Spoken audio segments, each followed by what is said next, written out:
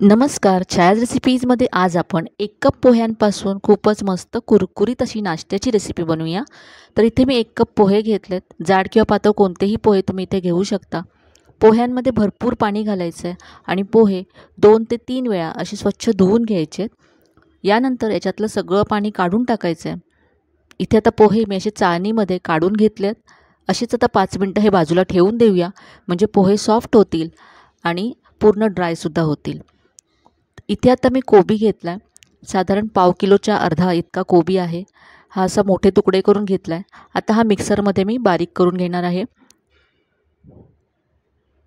तुम्हाला हवं तर तुम्ही चॉपरमध्ये बारीक करू शकता किंवा बारीक चिरून घेऊ शकता, किंवा जर कोबी तुम्ही किसून घेतला तरी चालेल. आता इथे मी मिक्सरला फिरवून घेते. कोबी मी असा बारीक करून घेतला आहे मिक्सरमध्ये. आता पोहेसुद्धा सॉफ्ट झालेत, तर इथे दुसऱ्या बाउलमध्ये आपण पोहे काढून घेऊया.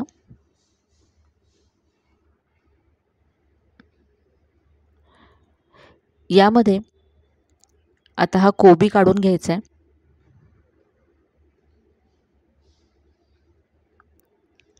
सगळा कोबी यामध्ये मी काढून घेतला. इथे आता मी आलं, लसूण, हिरवी मिरची आणि कढीपत्ता हे घेतलं आहे. याची आता पेस्ट करून घ्यायची आहे.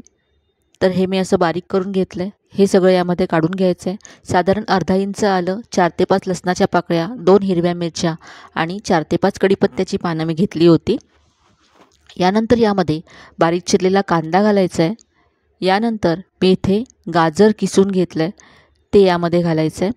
तुम्ही फक्त कोबी घालूनसुद्धा हे बनवू शकता. यानंतर यामध्ये अर्धा चमचा धनेजिरे पूड घातली, पाव चमचा यामध्ये गरम मसाला घातला.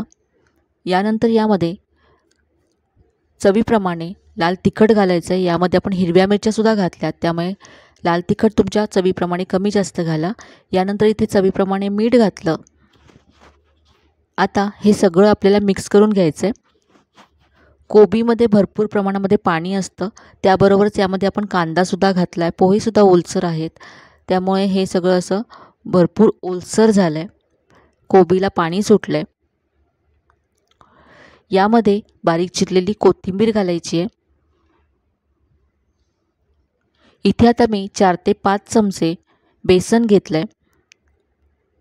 बेसन घालून हे मिक्स करून घ्यायचं आहे. सुरुवातीला जे याच्यामध्ये मॉइश्चर आहे त्यामध्येच हे मिक्स करून घ्यायचं. नंतर यामध्ये आपण थोडंसं पाणी घालू. इथे फक्त बाइंडिंगसाठीच आपल्याला बेसन घालायचं आहे. जास्त बेसन घालू नका, नाहीतर मग कोबीचा जी चव आहे कोबीची ती येणार नाही, फक्त बेसन लागेल. तर इथे पहा, याला अशी बाइंडिंग आली आहे. यामध्ये आता आपण थोडंसं पाणी घालू. तर थोडं थोडं पाणी घालत हे मिक्स करत जायचं आहे. तर साधारण इथे मला अर्धा कप पाणी लागलं.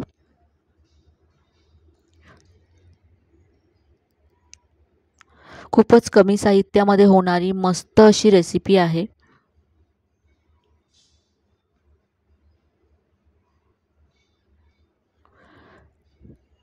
तर हे असं मी तयार करून घेतलं पीठ. पाहू शकता हे असं आहे. आता इथे मी गॅसवरती पॅन गरम करत ठेवला आहे. यामध्ये साधारण 2 ते 3 चमचे तेल घालायचं आहे. तेल पसरवून घेऊया. तेल गरम झालं की इथे जे आपण पीठ तयार केलं आहे त्याची अशी छोटी छोटी थालीपीठं थापून घ्यायची आहेत. तुम्ही एकच मोठंसुद्धा बनवू शकता. मी इथे छोट्या छोट्या आकाराची बनवते आहे. इथे मी तव्यावर थापते आहे. तुम्ही ओलं कापड करून त्यावरती थापून घेऊ शकता.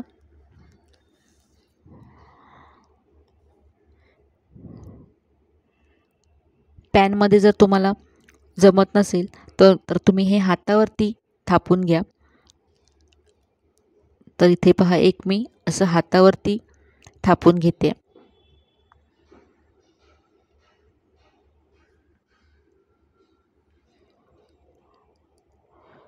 यामध्ये आपण पोहे घातलेत, त्यामुळे हे खूपच कुरकुरीत होतात.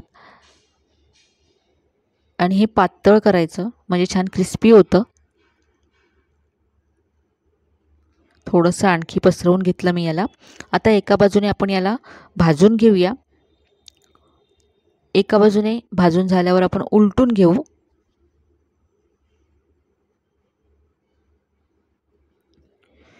तर पहा मस्त रंग आलाय.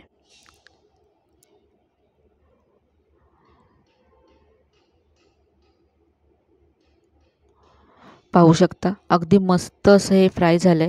दुसऱ्या बाजूने सुद्धा आता हे मी फ्राय करून घेते. तर दुसऱ्या बाजूने सुद्धा पहा रंग किती मस्त आलाय. तर आता हे दोन्ही बाजूने असं मस्त कुरकुरीत करून घेऊया. गोल्डन ब्राऊन रंग येईपर्यंत ह्याला छान भाजून घेऊया खरपूस.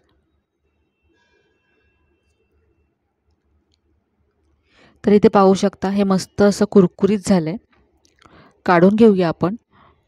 तुम्ही कुठल्याही चटणीबरोबर हे सर्व करू शकता किंवा असंच सुद्धा हे खूप मस्त लागतं.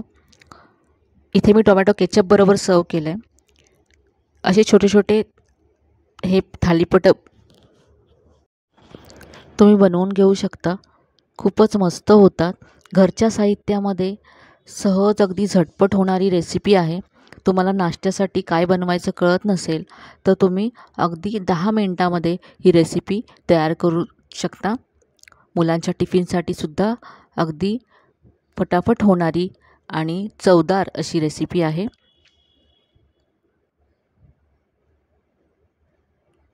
तर ही मस्त कमी साहित्यामध्ये झटपट होणारी रेसिपी तुम्ही नक्की करून पहा. तर ही झटपट होणारी घरच्या साहित्यामध्ये होणारी नाश्त्याची रेसिपी तुम्हाला कशी वाटली कमेंटमध्ये कळवायला विसरू नका. आजची रेसिपी जर तुम्हाला आवडली असेल तर व्हिडिओला लाईक करा, शेअर करा.